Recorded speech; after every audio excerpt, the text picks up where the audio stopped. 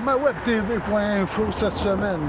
C'est André Lapierre, on est lundi 5 juillet. J'ai avec moi M. Denis Allard. On parle de la voie de contournement et des voies ferrées ici au centre-ville. M. Allard, bonjour. Bonjour. M. Allard, vous êtes président du Fonds mondial et fondateur pour le Fonds mondial du patrimoine ferroviaire dans la région qui est basée à Lévis essentiellement depuis au moins une vingtaine d'années. Maintenant, votre expertise en chemin de fer, c'est quoi? Oh, elle débute des années 80, bien avant que j'arrive chez l'Univers du Rail. Puis après, on a décidé en 1995 de créer le Fonds mondial du patrimoine ferroviaire. On a eu nos lettres patentes en 1999. Des recommandations, puis des... Oh, j'en ai fait pendant 30-35 ans. J'ai recommandé des locomotives neuves pour la AMT à l'époque où Guy Chevrette était ministre des Transports.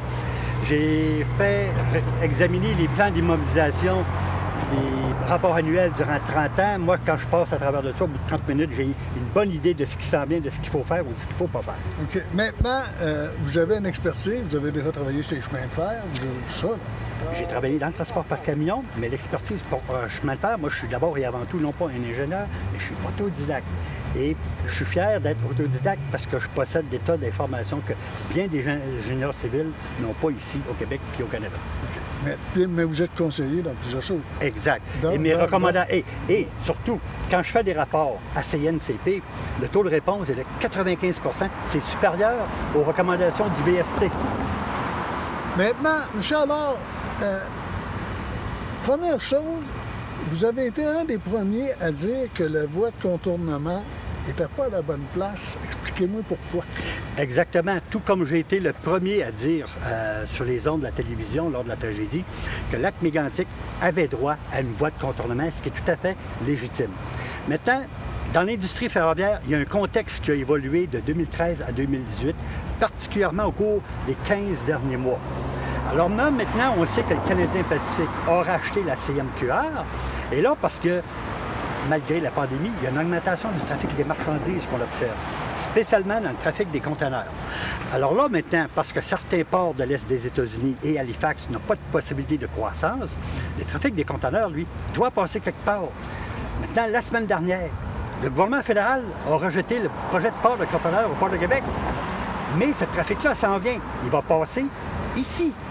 Donc, la longueur des convois va être identique au train du CN. Sur le Montréal-Halifax, par exemple, on compte 260-280 wagons de conteneurs.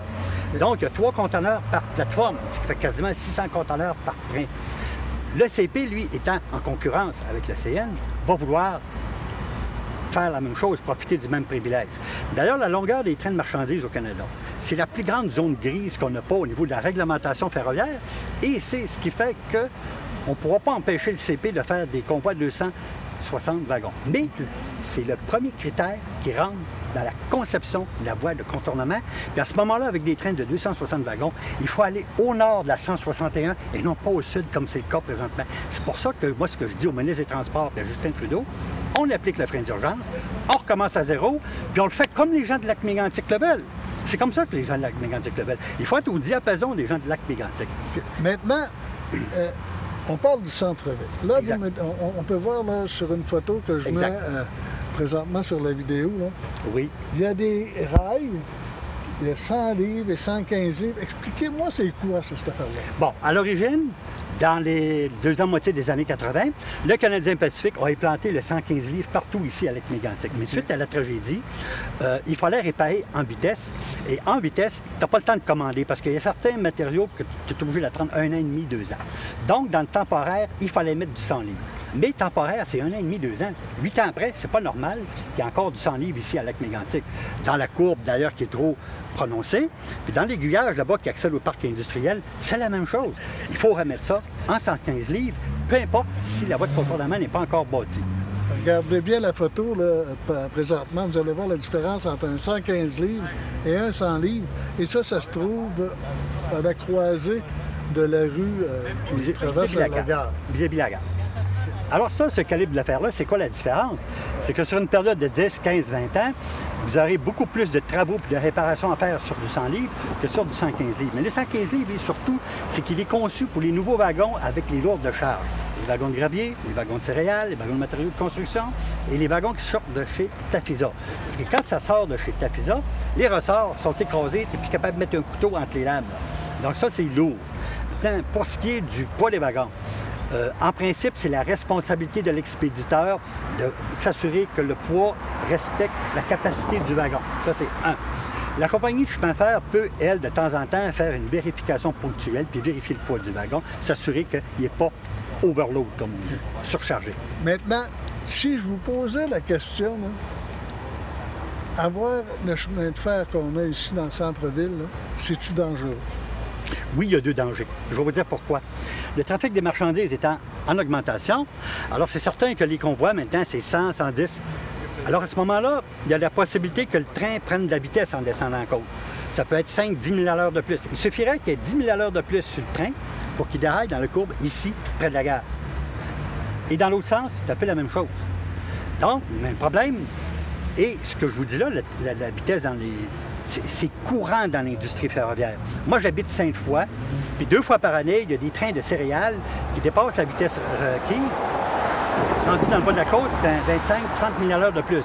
Et parce qu'il y a une grande courbe en bas, il n'y a pas de problème, c'est sans conséquence, comme on dit.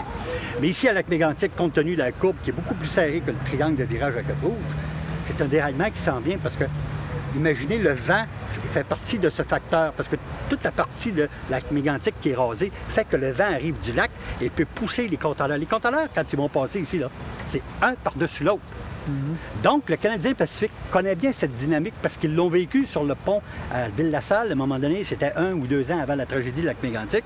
Les conteneurs, en plein hiver, c'était le train de la MMA, avait été renversé. Ça avait coupé le trafic puis le train de banlieue pendant presque 10 jours de temps. Okay. Maintenant, vos recommandations seraient quoi à l'heure actuelle? Bon, ma recommandation, il y en a 2 types de recommandations. Pour ce qui est de la voie ferrée, et tant que la voie de contournement n'est pas bâtie, il faut remettre du 115 livres partout. Puis d'ici à ce que ces travaux-là soient exécutés, les inspections doivent être plus fréquentes et être concentrées sur le rail de 115 livres. Spécifiquement sur le dessus des clous, des joints, c'est là où le rail peut casser. Alors, tout ce qui est 100 livres dans le centre-ville doit faire l'objet d'inspections rapprochées, tant il sous-entend que la courbe n'aura pas été corrigée, puis que les aiguillages n'auront pas été remis en 115 livres. Puis pour ce qui est de la voie de contournement, c'est bonne valeur. Tout ce qu'on a comme plan, on prend ça, on met ça dans la poubelle, on recommence à zéro, puis on met la voie de contournement au nord de la route 161 à Lac-Mégantic.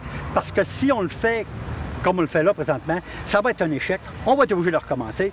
Puis l'argent qu'on va avoir mis dans votre contournement, ça va être gaspillé, ça va être perdu. Moi, ce que je dis à notre ministre des Transports, Justin Trudeau, on applique le frein d'urgence, on recommence à neuf, puis on le fait surtout comme les gens de Lac-Mégantic le veulent. C'est ça qui est important, c'est ça qui compte.